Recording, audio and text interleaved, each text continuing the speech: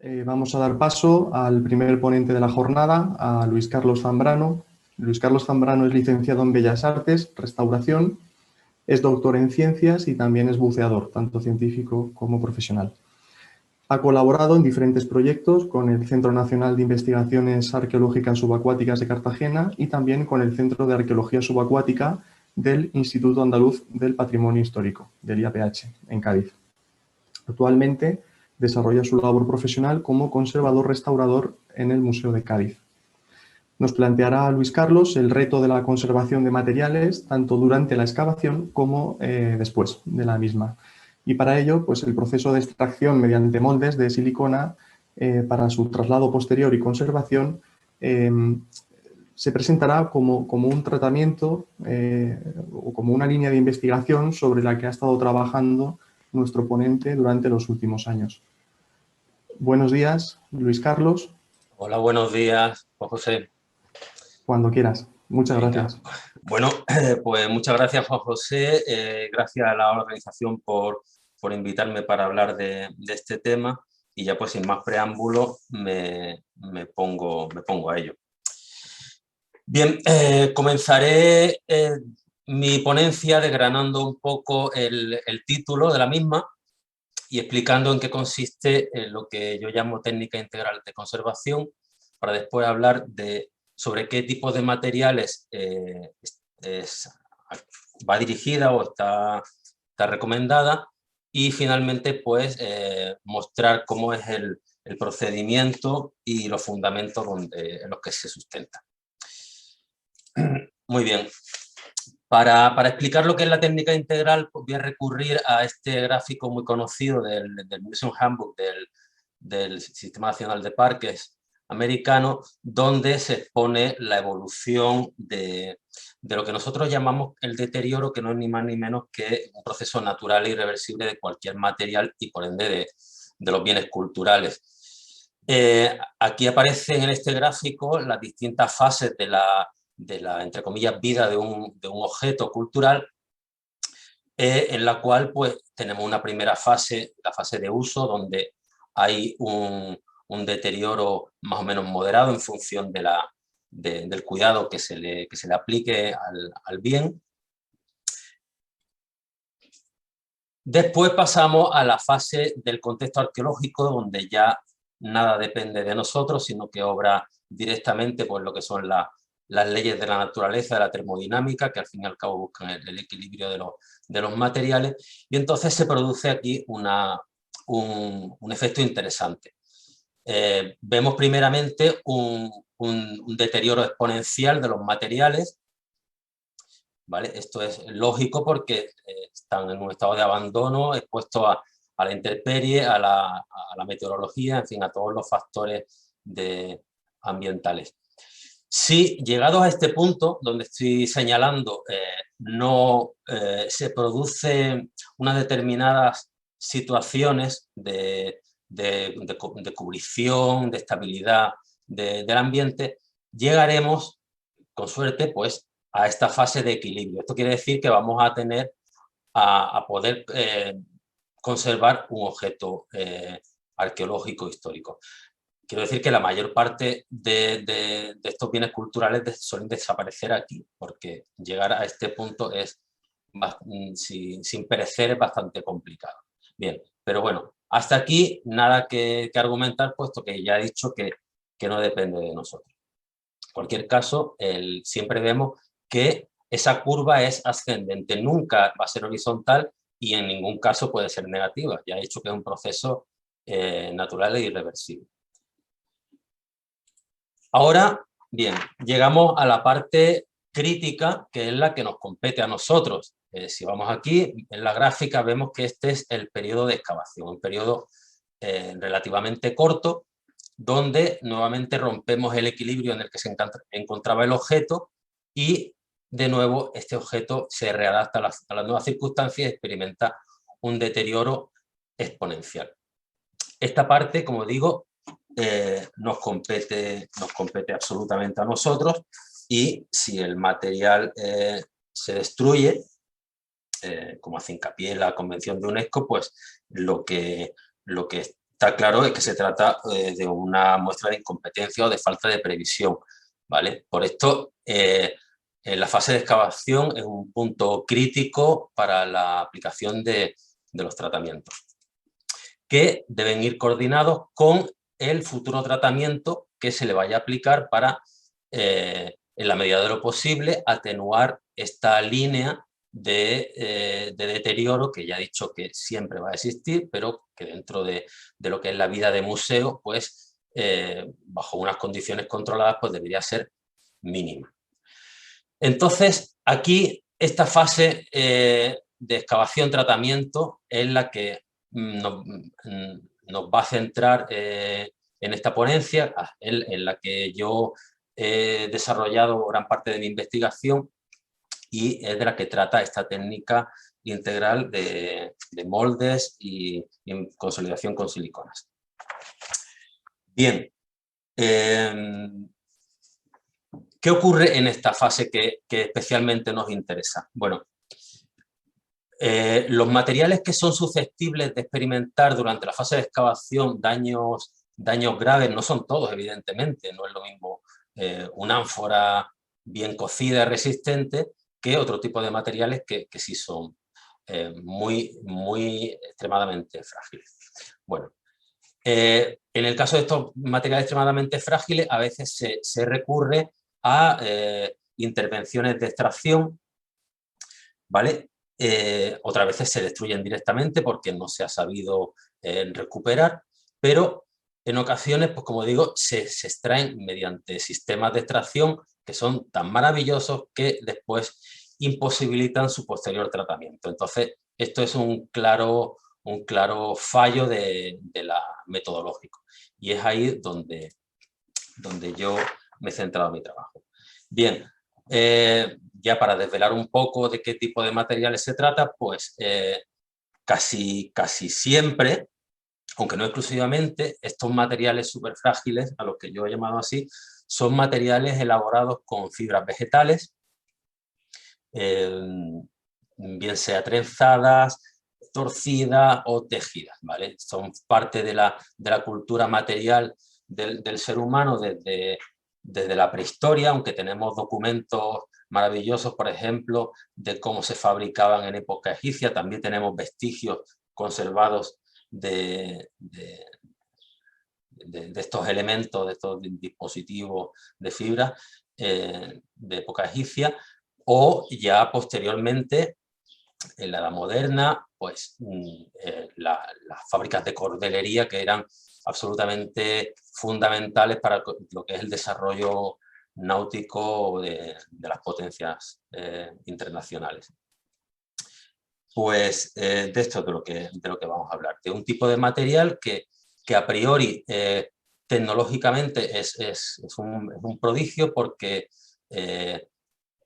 un material hecho a base de pequeñas fibras consigue multiplicar su resistencia, de manera que se obtienen unos dispositivos que con una extraordinaria relación de resistencia-masa, que en la misma medida que son digamos, súper resistentes cuando están en buen estado, dejan de serlo cuando experimentan las alteraciones en el abandono arqueológico.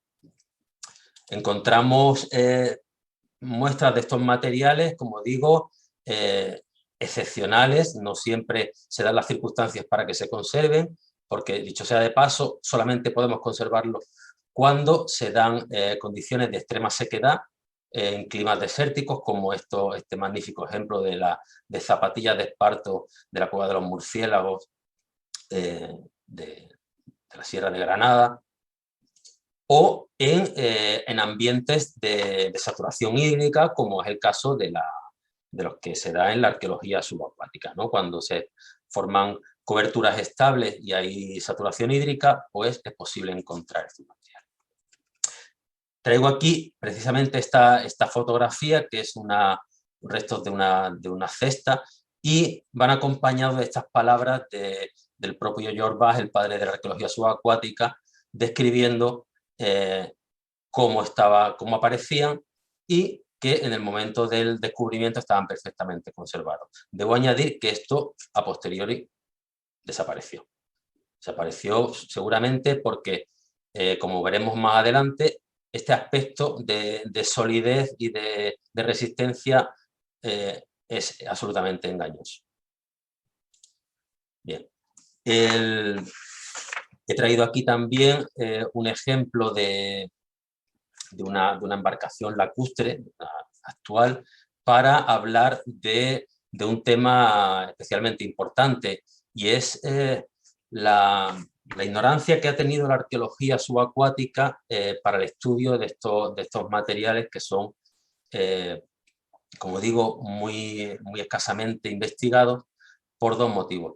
Es cierto que son materiales susceptibles al deterioro, pero también es cierto que a la hora de las excavaciones pues no se ha sabido actuar convenientemente en su recuperación. De tal manera que hoy día tenemos un panorama en el cual sabemos muchísimo sobre la construcción naval de los cascos de las embarcaciones de época histórica, pero desconocemos absolutamente prácticamente todo respecto al aparato propulsor de esas embarcaciones, que debo recordar que eran las velas y las jarcias.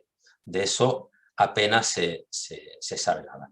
No es cierto que no aparezcan vestigios, lo que sí ocurre es que cuando aparecen pues no se ha sabido, como repito, recuperarlos para posteriormente ser investigados. Entonces, dicho esto, paso ya a entrar un poco en materia de la técnica de la cual voy a hablaros. Mi primer contacto con este tipo de materiales extremadamente frágiles, como repito, es durante la excavación del barco fenicio de Mazarrón, donde aparecen asociados a la estructura del barco pues pequeños fragmentos de cordelería náutica, invariablemente asociada, como digo, a la propia embarcación, y en ese momento pues se procede a hacer un sistema de recuperación de este tipo de materiales, como digo, extremadamente frágiles y por tanto casi inmanipulables, mediante moldes de silicona, una excavación muy cuidadosa, porque son objetos que prácticamente no resisten. Vemos como los mismos sistemas de succión que habitualmente se usan en las excavaciones debían ser regulados para controlar al máximo la excavación y recuperación de estos objetos, como digo, mediante silicona. Dicho sea de paso, a título informativo, pues recuerdo que la embarcación de Mazarrón es una embarcación de pequeño porte del siglo VII a.C., con un sistema particular de construcción donde nuevamente aparecen aquí la cordelería, una técnica de construcción con lengüetas y mortajas y costuras, ¿vale? Extremadamente frágil, que aprovechando las experiencias que había estado realizando en ese momento como responsable de la conservación in situ, pues se decidió utilizar dicha técnica para la extracción en bloque de la estructura conservada del barco, que, como todos sabéis, hay todavía en la playa un gemelo de esta embarcación, aunque perfectamente o mucho mejor conservado que este. Bueno, aquí vemos prácticamente el desarrollo del proceso de excavación, moldeo en dos piezas y extracción en dos piezas, con estas camas, estos soportes dentro de los tanques que sirvieron para trasladarlo al centro, donde ya pues allí Juan Luis Sierra, que ahora os comentará pues los tratamientos de conservación. Pero aquí lo importante es destacar el sistema. Aquí vemos el molde que permite sacar la estructura que de otra manera pues hubiera sido pues desmembrada, casi con toda seguridad. Bueno, es preciso decir antes de continuar que esta técnica del moldeo subacuático no la he inventado yo, es obvio decirlo. Las primeras experiencias de moldeo subacuático son responsabilidad de dos conservadores del Parcs Canada que trabajan sobre el ballenero vasco, el San Juan, en Red Bay, en 1982, y realizan, como veis aquí en la imagen, esta sección, este molde, que de parte de la quilla y del casco del barco. A partir de ahí, las experiencias en este sentido han sido realmente escasas para lo que yo considero que son las bondades del sistema. En el Centro Nacional de Investigación Arqueológica Subacuática de Cartagena, unos años más tarde, de la mano de Carmen Pérez de Andrés, se realizan experiencias en el yacimiento de Escombreras. En el proyecto Alejandría, que lo traigo aquí simplemente porque si buscáis moldes subacuáticos en internet seguramente os aparezca esto, aunque bueno, por el interés arqueológico más que dudoso, solamente lo pongo a título de que sí, que efectivamente se realizaron una serie de moldes. Pero bueno, vemos que el tema del molde subacuático se recupera en el proyecto SAMA, de la mano de David Gregory y de Bárbara Davide, con objetos experimentalmente, como vemos, sobre objetos en el yacimiento de Baia. Y bueno, pues es una técnica que de vez en cuando pues se recurre. Bien, explicado un poco este tema de los antecedentes, vamos a ver exactamente cuál es la problemática de este tipo de material. ¿Qué ocurre para que una cuerda de cáñamo, en este caso concreto que tenemos aquí, sobre las que yo he experimentado, se transforme de tal manera que llegue a ser un objeto prácticamente inmanipulable? Bueno, pues lo que ocurre es que este material experimenta una serie de alteraciones a nivel celular, de transformaciones químicas por origen biológico, en el cual lo que nos interesa a nosotros es que el resultado es la pérdida total de resistencia. A pesar, insisto, a pesar de que el aspecto indique todo lo contrario, que estamos ante objetos, bueno, aparentemente bien conservados. En este caso, como digo, siempre el ojo engaña. Entonces yo siempre a los alumnos, cuando tengo que explicarles el problema, les planteo el reto de la galleta. Porque la dificultad de acceder a este tipo de materiales hace muchas veces incomprensible ante qué tipo de problemas nos enfrentamos. Porque dicen, frágil, muy frágil. Bueno, pero ¿cómo de frágil? Entonces yo les planteo el reto de poner una galleta en un plato, verter un poco de agua, esperar un tiempo e intentar recuperarla sin romperla ni deformarla, ¿no? Esto es un poco lo que planteamos. Bueno, la solución al reto de la galleta es el molde. El molde, practicado debajo del agua con silicona, nos permite extraer, como digo, el objeto sin apenas deformación y sin fracturas. ¿Vale? Esto es, en esencia, la técnica que vamos a aplicar sobre este tipo de objetos tan frágiles.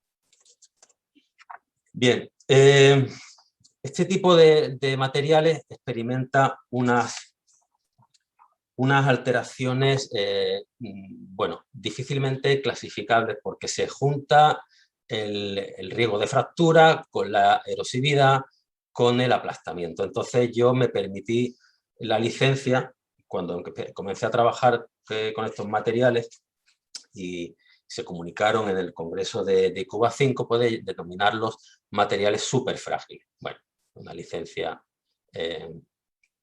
que, como digo, pues me permití como otros. Esto es lo que ocurre. Estas muestras que tenéis aquí son muestras artificialmente envejecidas, pero que reproducen exactamente qué es lo que le ocurre a este tipo de objetos elaborados con fibras vegetales. Y ahora vamos a un caso práctico que aconteció durante la excavación de Mazarrón. Se trata de unos pequeños haces de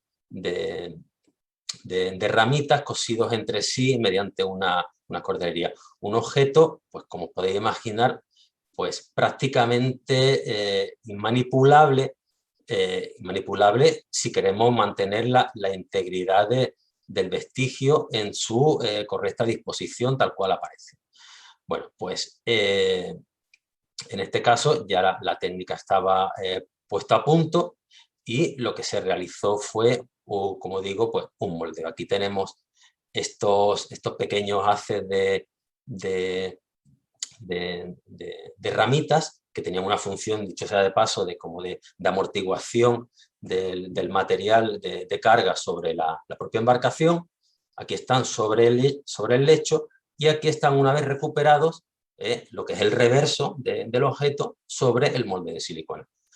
Aquí a la derecha vemos los distintos pasos del procedimiento que conlleva la excavación cuidadosa, delimitar el perímetro del objeto, aplicar la silicona, que se adapta perfectamente como a modo de exoesqueleto, aplicar un segundo molde rígido o madreforma para conservar la estabilidad, puesto que la silicona es flexible. Aquí viene el proceso seguramente más problemático de toda la técnica, que es el levantamiento, ¿vale? Y el girado para lo que antes estaba boca abajo, ponerlo boca arriba. A partir de ahí ya tenemos una gran seguridad en lo que es la manipulación del objeto, que puede ser perfectamente introducido dentro de una caja, un recipiente, o como fue el caso del barco fenicio, de la estructura dentro de una gran estructura. Pero ya de este modo evitamos sí o sí daños mayores. Si estamos a cierta profundidad y queremos evitar todavía mayores riesgos en lo que es el desplazamiento desde el fondo a la superficie, pues podemos hacer una cubrición con la misma arena del fondo para evitar desplazamientos del objeto con el molde dentro del recipiente. Bien, hasta aquí lo que es la parte procedimental, la parte, digamos, bonita del tratamiento. Ahora no tengo más remedio que hablar un poco de la parte científica oscura que demuestra que esto es así y que se realiza con un soporte empíricamente demostrado de que realmente conseguimos lo que pretendemos, que es el máximo, la cubrición óptima del objeto con la mínima afectación, porque debo decir que este tipo de materiales son tan blandos, tan deformables, que en ocasiones la simple aplicación del molde conlleva unos riesgos de deformación, ¿vale? Aquí en esta gráfica se demuestra un poco lo que ocurre cuando ejercemos una presión a la hora de adaptar la silicona o el elastómero que hayamos elegido, y dependiendo de la viscosidad, pues podemos producir realmente un aplastamiento del objeto que estamos moldeando. Entonces, evidentemente, no estaríamos haciendo bien nuestro trabajo. Lo ideal es, lo que pretendía con este trabajo de investigación, que finalmente constituyó mi tesis doctoral, fue demostrar que disminuyendo la presión y disminuyendo la viscosidad del elastómero podíamos obtener una mínima deformación y una mayor índice de cubrición del objeto. Bueno, esto es lo que, me vaya a perdonar, no tengo más remedio que decirlo, pero es lo que voy a intentar de resumir rápidamente. Luis Carlos, perdona, te quedan 4 minutitos. Tenemos 4 minutos. 4 minutos nada más. Bueno, pues entonces me paso todo esto. La demostración de que el tratamiento era viable se hizo con una instrumentación determinada que nos permitió comprobar, en base a una serie de ensayos, que, como vemos aquí, esto es una muestra altamente deteriorada, con un contenido de humedad máxima del 495, con una silicona muy fluida, con una presión controlada, permite obtener un índice de cubrición elevadamente alto. La deformación es mínima, como se aprecia en estas imágenes de microscopía, y la siguiente fase era el consolidar el objeto. Para consolidar el objeto utilizamos una técnica de conservación con polímeros, que es la técnica de origen aplicada en las técnicas anatómicas, que después fue posteriormente implementada por el profesor Wayne Smith en el laboratorio de Texas para la conservación de materiales arqueológicos. Nosotros comenzamos a trabajar en ello y finalmente descubrimos que era una excelente técnica combinada con los moldes. Aquí vemos cómo se están haciendo la infiltración de la silicona dentro del material, dentro del molde, y una vez extraído permite conservar unas óptimas condiciones de estabilidad, tanto dimensional como óptica y higroscópica. Aquí vemos el proceso de desmoldeo del material que antes era intratable.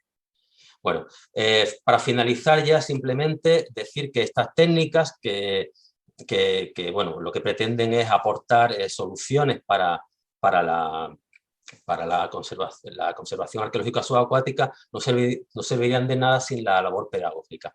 Entonces, en ese sentido, hemos realizado dentro del máster de la UCA de arqueología náutica experiencias con arqueólogos y conservadores para la implementación de estas técnicas mediante ensayos en piscinas individuales, donde todos los participantes han realizado estos procesos de excavación y moldeo. A nivel de consolidación con siliconas, igualmente se han hecho experiencias de comunicación en el Centro de Arqueología Subacuática en 2012, para dar a conocer estas técnicas de consolidación, como digo, de la mano en este caso, la persona que introdujo la técnica, Rafael Latorre, aquí en España, un profesor de catedrático de veterinaria en la Universidad de Murcia, y bueno, pues allí todos los participantes tuvieron oportunidad de experimentar con estos materiales. Simplemente, ya para terminar, recordar y poner estas imágenes de cómo sería el proceso de excavación, en este caso con un simulacro de una pequeña cesta, donde se excava el perímetro, se aplica la silicona, se conforma completamente, se aplica la segunda capa, que se mecaniza para hacerla modular, se recupera, se desmoldean las partes y se extrae el molde. Muy bien, vale. Y con esto pues ya concluyo mi intervención. Muchísimas gracias.